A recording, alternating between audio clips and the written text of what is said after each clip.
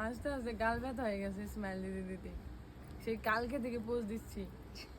হ্যাঁ, এখান থেকে ব্যথা হয়ে গেছে। Hello everyone, this is makeup artist Aditi. So আজকে আমার ব্রাইড ছিল ঝাড়খণ্ডে, তো সেখানেই আমাকে চলে যেতে হবে। আর আমি ফুল কিনে নিয়ে চলে গেছি সেই ব্রাইডের বাড়িতে। আর দেখতেই পাচ্ছ ব্রাইড কিন্তু আমাকে নেওয়ার জন্য চলে এসেছে। আমি কিন্তু বাকি রাস্তাটা বাস থেকে নেমে টোটো করেই এসেছি। এবং ব্রাইড বলছিল যে কতটা গরম পড়েছে, খুবই গরম পড়েছে। আর সত্যি সেই দিনটাতে প্রচণ্ড গরম ছিল। তার আগের দিন বৃষ্টি হয়েছিল, কিন্তু সেই দিনটাতে খুবই গরম ছিল।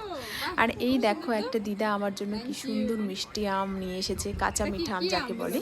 তো আমার সত্যি খুবই ভালো লেগেছিল। আর ওইটা একেবারেই গ্রাম এলাকা ছিল, যেটা ভীষণই ভালো একটা মানে ভাইব পাচ্ছিলাম। কিন্তু গরম ছিল, সেটার জন্য একটু মনটা খারাপ ছিল। কিন্তু যখনই একটু রাত হয়ে গেছিলো, অন্যরকম একটা পরিবেশ।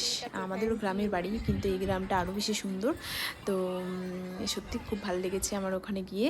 আর তারপরে দেখতেই পাচ্ছ আমি এখানে ব্রাইডকে সাজাতে বসে গেছি। এবং প্রচণ্ড গরম থাকার জন্য অনেকটাই বিকেল হয়ে গিয়েছিল এবং রিচুয়ালসও প্রচুর ছিল। ওই যে আমি বললাম যে কোনোদিনও সঠিক টাইমে আমি কিন্তু ব্রাইডকে সাজাতে বসতে পারি না।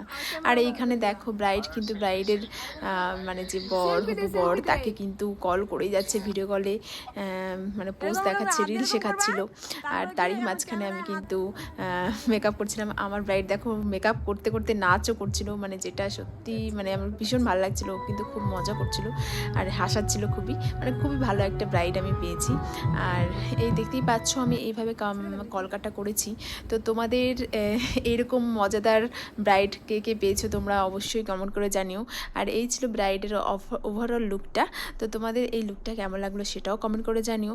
আর যারা আমাকে বুক করতে চাইছো তারা আমাকে বুক করে নিও নিজেদের বিয়ে ডেটে।